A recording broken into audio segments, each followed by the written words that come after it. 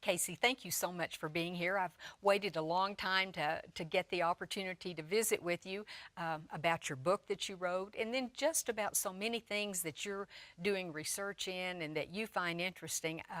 And today we're going to talk about music and abuse and how it affects and heals the brain. So just lots of things. So it's really nice to have you here today. Thank you. Thank you so much, Cheryl.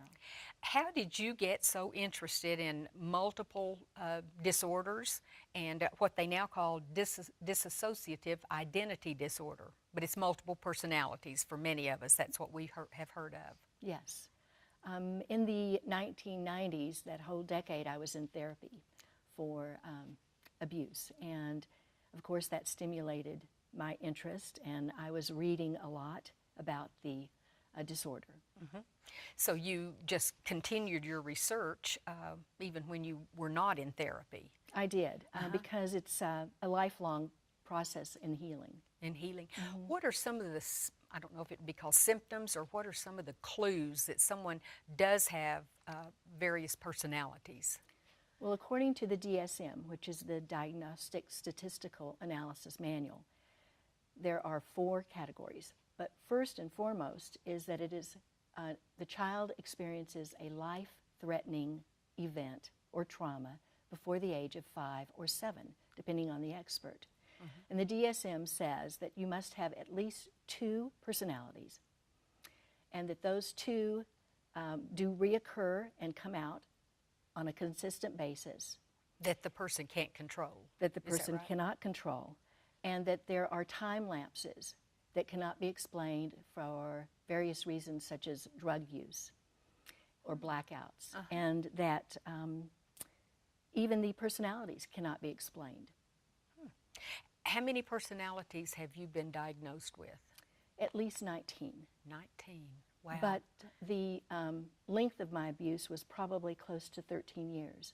And in that case, there may be many, many more that never came out in therapy. What's the percentage of the population in the United States that do suffer from multiple personalities? Well, the research is that there may be, in the U.S., 1 in 10,000 children may suffer from this disorder. And it's really almost a blessing for the child.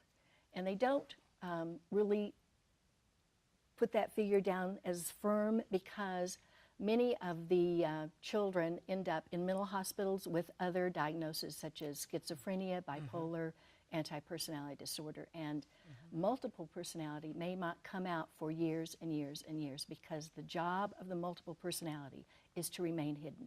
Oh, it's sort of a security blanket, so to speak. It is. How did you become a functioning adult after going through so many years of abuse? You credit your grandmother, for one thing. Yes, my grandmother Jones gave me piano lessons, and she also read scripture to me. I gave my life to Christ at 5. I believe that I was under his protection for that. And she read to me from the Bible. I also went on to study at Eastern. I studied here at ENMU, German, and then went on to study in Europe twice, Salzburg, Austria, and Bochum, Germany. And because of that, those intense mental exercises rewired my brain. Oh, speaking of the brain, and you brought this visual, Yes. I didn't realize how complex the brain is. I should have, but maybe give us a little background on this. Yes, the playing of music or learning music or even listening to music affects almost every area of the brain. As you can see, it's in various spots: the hippocampus, the corpus callosum, which connects left and right brain.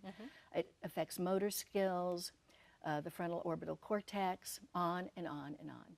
And you said child abuse damages the brain. Yes. That's a known fact. Yes, it's a known fact. And go ahead. They've done studies of neglect, which is our next photo, and you see a 3-year-old on both sides. They're 3 years old.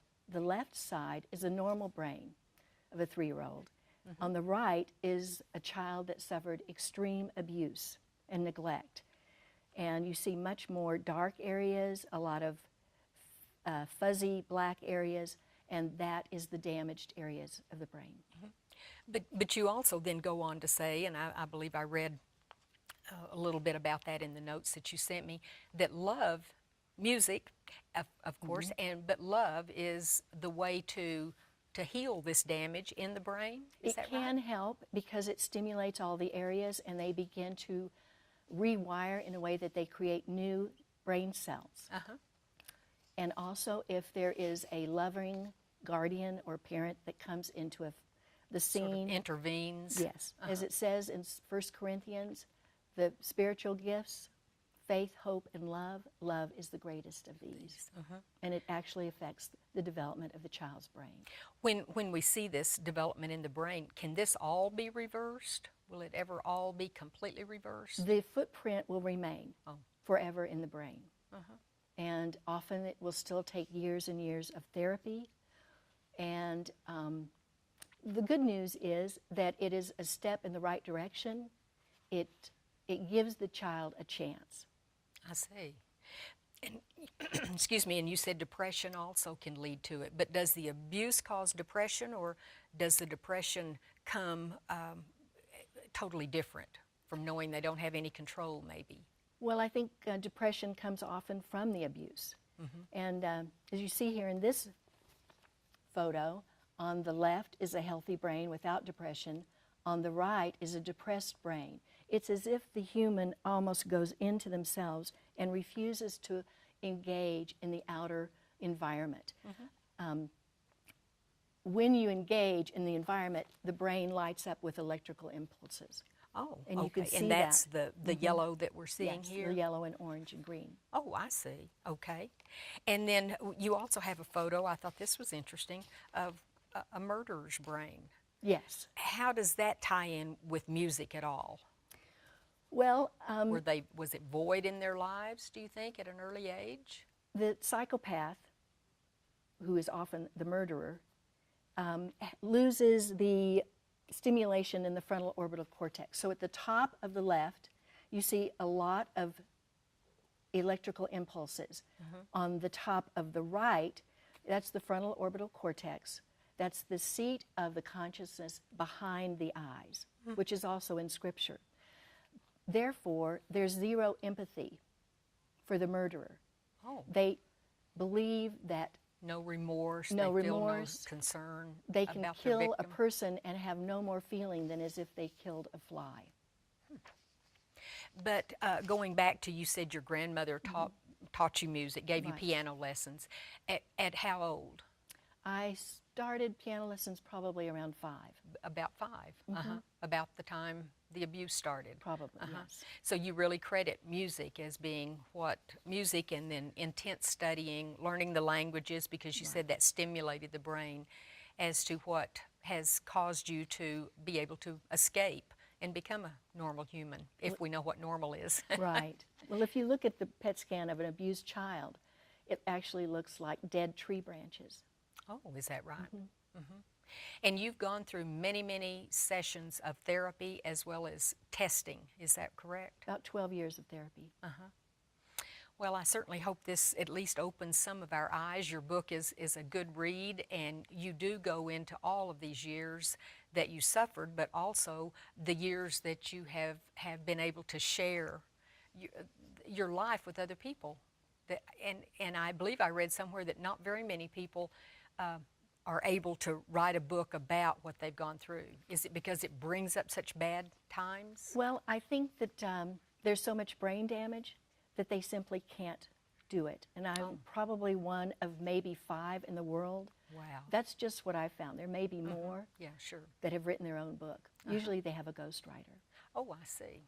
Well, Casey, thank you. This has been very interesting. I appreciate you coming. Thank you for having me, Cheryl.